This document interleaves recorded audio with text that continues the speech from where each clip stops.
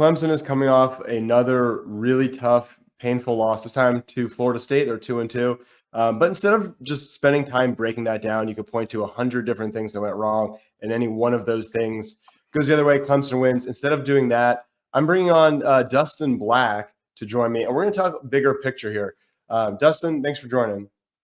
Yeah, thanks for having me, man. I really appreciate it. Yeah, so I kind of want this to be something that's not just a post Florida State review, but a video that kind of has life for probably the rest of the season in reality.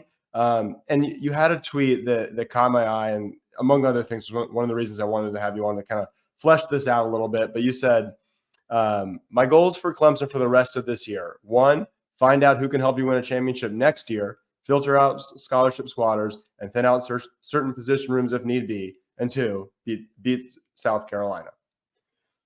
Obviously, being South Carolina's key, right? You can't let them win 2 in a row. That's a given. That's huge. Always. Let's talk about the first one. Tell me a little bit what you mean there, and then let's kind of dive into different parts.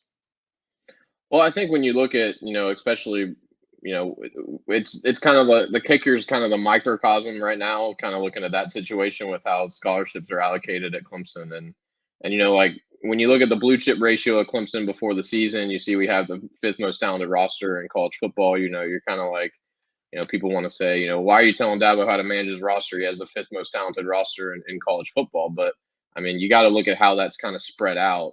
And I think especially when you're going on, this is, I would say, probably the third season where we're bringing in recruiting classes that are just like these young people are just completely outperforming the guys that have been in the program for 3, 4, 5 years. I mean, so you just got to look at development at some point and think that, maybe it was just, due to COVID, maybe we didn't get the guys on campus, didn't recruit, a good batch of players. Or you got to look at, maybe, on a day-to-day basis, these guys aren't getting the most out of the talent that we have on the roster.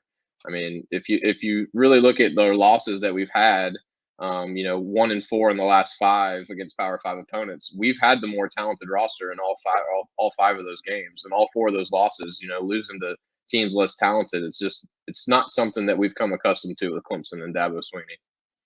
Yeah, losing to teams that are less talented, but also after each one, so they've lost 4 out of the last 5 games against Power 5 opponents, right?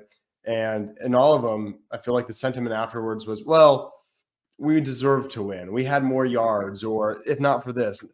And that's true once. Maybe it's true twice. It's probably not true 3 times, and it's certainly not true 4 out of 5 times against Power 5 opponents. And so I agree. There's more to it. And so I have another video I just posted, and we talk about a little bit in my most recent TigerNet article, but there's some philosophical things. One of them's the portal, but I don't want to dwell on that because I think people are just kind of sick of it, to be honest. And I think it's critical and we should talk about it. But one thing you hit on is kind of roster management. So I want to get your reaction to this. I think that you have 85 investments, right? You're investing in the person to grow and become a good man, father, husband, all that. That is true. And that is what makes Clemson unique. You're also making it is a financial investment, and their ROI is how they can contribute to wins, right? That is part of it. And so I think Clemson has been, I don't know if flippant or careless or what the word is, but a little bit too liberal with who they're giving them to, and then conservative in other cases. Let me give you some examples. Currently, Robert Gunn, a kicker, Jack Smith, a punter, a backup punter, Aiden Swanson, the starting punter, and long snapper Holden Casperson are all on scholarship. I believe his name was Alex Spence, kicker. He was on scholarship for 5 years, didn't kick. That's just one example. But is Clemson treating these with the value they deserve? No, I don't think so. And the way I've always understood scholarships is it's a year-to-year basis. They only get renewed once a year, but it seems like you've heard Dabo speak before. Like, we're married for life. If you get commit to Clemson, this is for the long run. This isn't just one and done, 2 and done. Like, if you commit to Clemson, you're a Clemson Tiger for life.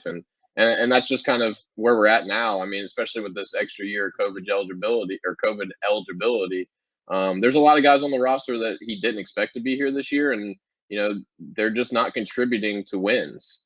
Simply put, and the thing that kind of, I don't want to call it hypocritical, but when he was going back to the Garrett Riley hire, he said, if it weren't for, my ability to go get Garrett, I probably wouldn't have made a change. Well, if you're going to be so committed to high school recruiting and development players, why can't you bring that same philosophy to recruiting to where we don't turn away a Braylon Staley or we don't turn away this extra, skill player because the ones on our roster aren't as good as the ones that we could bring in through high school recruiting. So it's the same philosophy, right? I mean, it's basically you're saying the same thing. If I don't want to make a change here if I don't get this person. Well, if we're going to recruit, 4 or 5 star players and there's a 4 or 5 star that we think can contribute like this year, and there's a 4th or 5th year player that we haven't really seen much out of, like let's go ahead and apply that philosophy to that as well, as far as roster management.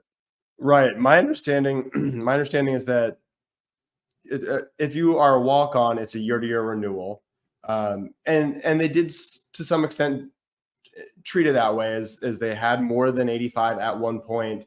If you counted the guys who were on that Sure. year-to-year, and then they got them back, right? But Sure. everyone else, like a Maskell, like a KJ Henry, all those type guys, it's a 4-year deal. If they stay longer, it's kind of mutual. You want to stay that 5th year and now the 6th year. But I don't, to your point, I don't know if Dabo would tell someone, hey, you've been here 5 years, you're not really contributing, you're not really welcome back. I don't know if he would do that, and I think that's part of the reason we love him. But also, this is an investment where people are giving money to IPDA pretty much to watch us be successful in football, right? Not just for the charitable aspects of it. All right, I do want to talk about development because you hit on that.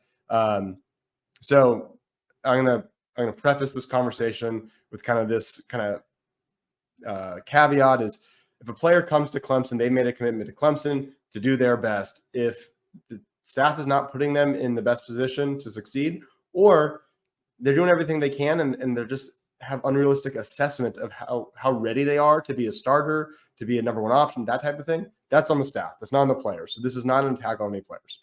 That being said, you look at some guys, and I've highlighted that to me the most obvious ones were wide receivers and defensive ends, but Bo Collins, it's his 3rd year. This is when guys like T. Higgins kind of go off and go to the NFL afterwards, and he's, he makes some great plays and then he disappears. He struggles with toughness and blocking sometimes. Joe Ngata, obviously not here anymore, but he was a guy that Sweeney said would be the best one you've ever seen before he gets out of here, and he went undrafted, right? It's actually interesting now thinking about how would he be our best outside receiver now if he had come back? Maybe. Brandon Spector, right? He's not playing despite all the injuries and having to use freshmen. Then you look at defensive end, Cade Denhoff. He was a huge recruit. People forget he was a big time, almost 5-star. He was a 4-star, but very high on the composite. Miles Murphy is a really interesting one. His PFF grades went down each of the 3 seasons, not by a lot, but they never went up. They always trended down. And Justin Maskell, they've trended up, but very slowly, and that's across 6 years. He posted a pretty poor, or not pretty, a poor 59.9 PFF grade in the Florida State game. He has not had a sack since 2020. I feel like the player development was really good, maybe up until COVID, if you want to use that as a cut, but it seems like it's fallen off. Before I turn this over to you, let me just kind of shout out where folks can find you. This is, again, we're with Dustin Black. That's his X or Twitter handle. And then he's got his own YouTube channel where he contributes on Clemson sports media. So check him out there. So Dustin, your thoughts on player development? Yeah, well, I do think a huge part of that is, the results of games the past 2 years. Like I've said before, we've just been in like these battles with these teams that we used to not be in battles with, in the 2016, 17, 18, 19 years, we used to, just beat teams asleep to the point where we could filter in the freshmen or we could filter in the sophomore and let them get game reps. When you look at a lot of these players that are in this kind of what Dabo calls the knot hole, they just haven't really had enough time to play in games yet, and we're not there at practice to really assess what they do with drills and what they're doing on a day-to-day basis or how committed the kid is to, getting better. So like it's not really fair to comment on that, but all I know is that, there's a lot of guys that we just haven't really seen, like even a Zaire Patterson, I really haven't seen him in a game situation at all. And to your point, Cade Denhoff hasn't really done much to this point either. And so I think when you're in a lot of close games and you're having to play your starters more than what we're accustomed to, I think that really hinders your development. And you can look at other programs around the country that have really, just ran away with some results, and their development looks good, and they're getting a chance to assess all their young talent and stuff of that nature. So I think that's a big part of it as well.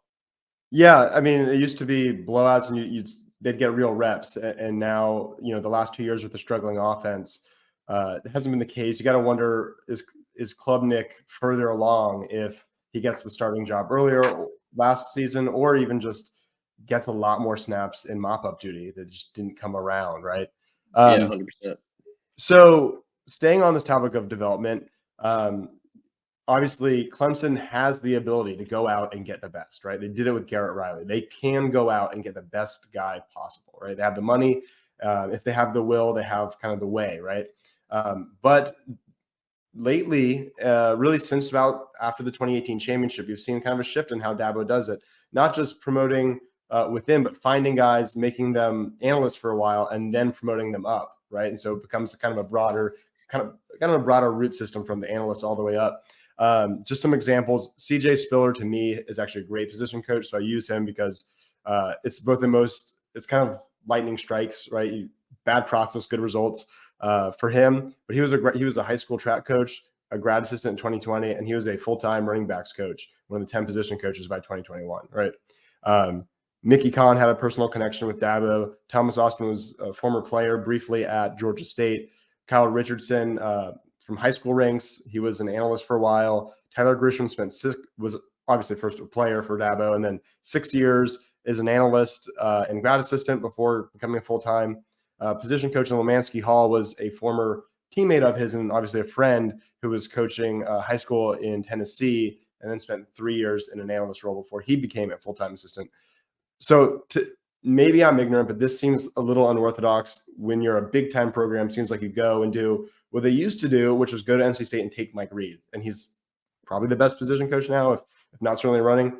That process seems to work well. This process seems a little riskier. CJ Spiller, a big win. I think some of the others people have more reservations about. But your thoughts on that? I don't know if you want to call for people to be like, go, but is this process something that should change for the next time there's an opening? No, I definitely, I'm not in the mindset of where I just want to see heads roll at this point. I think that, talking about stuff like that is just kind of lazy at this point. But I do think that, when I look back at some of the quotes that I've heard coaches say, like, this past couple of weeks, and one of my favorite ones that I've heard is from Steve Sarkisian, and he said, you are what you are intentional about. And I love that. And I think that, like, one thing, if you look at Dabo's intentions, his intentions are to go down with his guys or win with his guys. Like, that's who he wants around him. He wants Clemson people in his program, for worse or for better. So, if he thinks that he can bring this program back to the top, he wants to do it with his people, and that's been his intention. And then, you see him go out and get a Garrett Riley after during the offseason last year, and that kind of sent shockwaves to the Clemson fan base. It's like, whoa, maybe Dabo's a little bit still more competitive than we think. Maybe he's a little bit more bought into to winning national championships. And to me, it's, I don't want to, cherry pick after, starting 2-2, but it's starting to seem kind of like a half measure. Like, he goes out and gets Garrett Riley to call the offense, but he doesn't let him bring much of his staff. Carson Kramer is one analyst that he got to bring. But he didn't get to bring, anybody else or anybody to really support him. So it's Garrett Riley trying to win with the same support staff that Streeter had. It's not any different, and those coaches haven't really, gotten much more experience, or that whole side of things is the same to me. So it's just starting to seem like that's kind of a half measure, and kind of something that it's great. I think Garrett Riley's done awesome so far, but I still think that there's some more churn that needs to happen within the staff.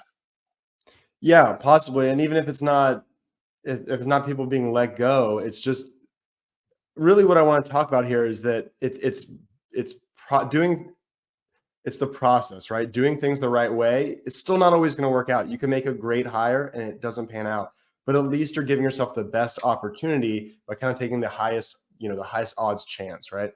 I do think kind of what you said about Garrett Riley, bringing in an elite offensive coordinator. I've been really impressed, with a weakness at wide receiver. You saw him get really creative to work around it.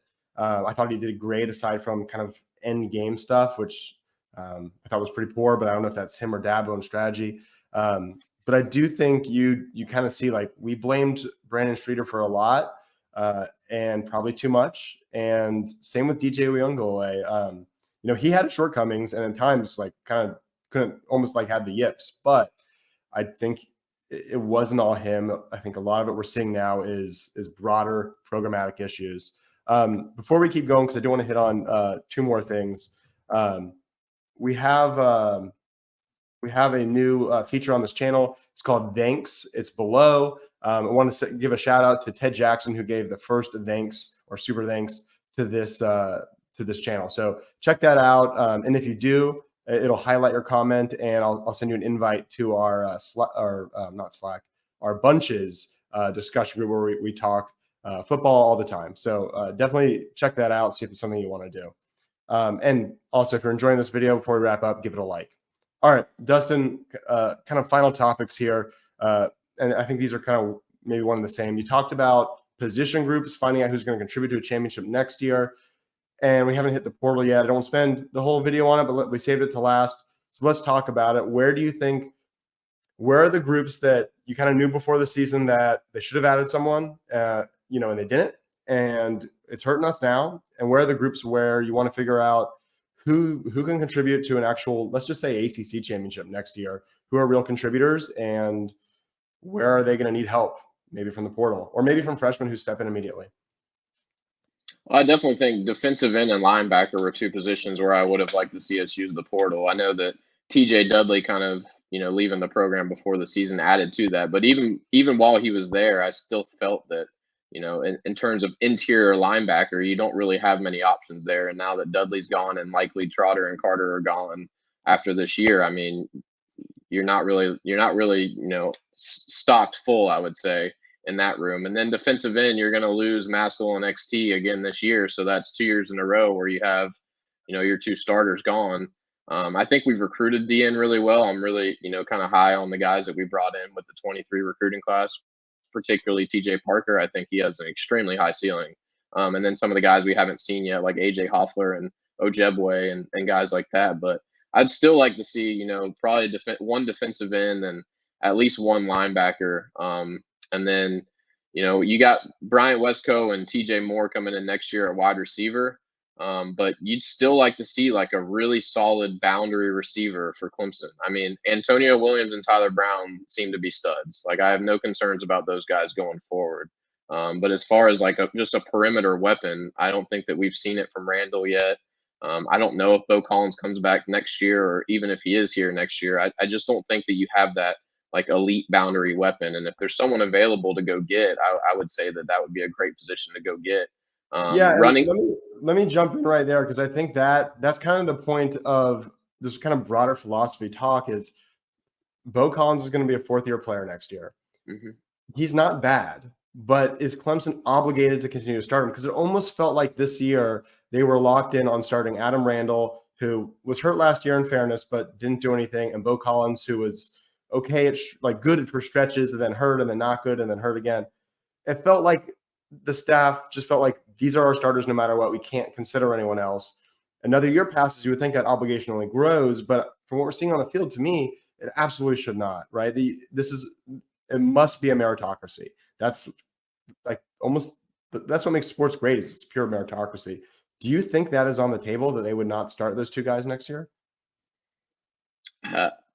I really don't know. I mean, I would have to see the way the rest of the season plays out, but it's tough, man. It really is, because I think that they are committed to those guys wholesale. I think that those are the guys that they want to go with, and look, I think that it's tough to say too who's going to be available in the transfer portal. You're not going to have a Keon Coleman every single year. Maybe there's one or two, but I mean that's basically a lottery ticket in the off season, and it's tough to land those guys out of high school, and it may be even tougher to land them out of the transfer portal, because you got so many schools with such good opportunities ahead, for those guys. So I don't really know, and it's one thing too. Like, how does Cole Turner play into all this? Like, where does Cole Turner land? Is he is he a guy they're waiting to, pop in year 3 or 4, or are they expecting him to contribute next year when he comes back from injury? Like, where does he fit into all this? Right. Yeah, that's a big X factor. Dabo's talked him up, but you don't know how much to kind of stock to put into that. You know, there are a lot of good receivers in the portal, though. I think we act like either you have to buy them and it's some unrealistic price that Mhm. Clemson has no money or they're not there. And maybe that was true a few years ago, but it's just not anymore. UNC got Nate McCollum, who transferred from Georgia Tech. Boston College grabbed a guy from Central Florida. Louisville got Jamari Thrash from Georgia State. Virginia Tech got Ali Jennings from Old Dominion. And then, of course, Florida State got Keon Coleman. So it's not like a fixation on Keon Coleman. There's a lot of these guys, and Clemson doesn't seem like it seems like they were just content. And now looking, and at the time, others were saying that seems like a bad move. And now it obviously was. So this isn't like a hindsight thing. But I think Clemson, and maybe it's not wide receiver. I think it is probably D end, losing both guys. You got TJ Parker. You feel great about him. But is the other guy Cade Denhoff with Patterson as the backup or a freshman? Is that all you're going to? That's pretty thin. Right. And if you have an injury, you're in real trouble. So to me, that's what I'm looking for this offseason is I don't want to see 7, but is there 1 or 2 transfers that say, hey, look, maybe we're not going to ever admit it out loud, but this is clear that we were wrong. We've made a pivot and we're going to try to win championships. I'm going to let you end it. Anything else you want to add to kind of wrap this conversation or just tell folks where to find you? Yeah, well, I should have added this in there, but I also think that maybe even center is a position that Clemson could look at next offseason. I don't know how they feel about Linthicum coming through, but I think Putnam's having a really good year. But he's gone after next year, so if you don't bring in a center and Linthicum doesn't pan out, then you're reshuffling your offensive line yet again for another year. I know that Dabo went pretty hard after Oluwatimi after that off season and didn't land them. But you don't want to reshuffle your offensive line. So if you can land just a center and keep everything else in place, I think that would be huge, Yeah. for Hey, sure. one last thing before we get out of here. Obviously, we mentioned winning the Palmetto Bowl, but any thoughts on what they can do the rest of the season, the importance of winning these games? Does it matter? Kind of just where do you stand there? Yeah, I mean, you just want to see the team fight. I mean, you just don't want to see any kind of quit factor in this team. And I think that if you end the year 9-3 and get your 10th win in a bowl game, I think that's a good season at this point. I mean, that's where I'm at. I don't want to see 8-4. I definitely don't want to see 7-5. So just finish strong. Like, see who's going to willing to fight for you next year. And if you get 9-3, 10th win being the bowl game, that's a good season. Yeah, I think so too. And you want to keep the recruiting class together and For sure. not give some negative recruiting ammunition. Well, hey, Dustin, thanks for joining. I really appreciate it. Yeah, man. Appreciate you having me on. Absolutely.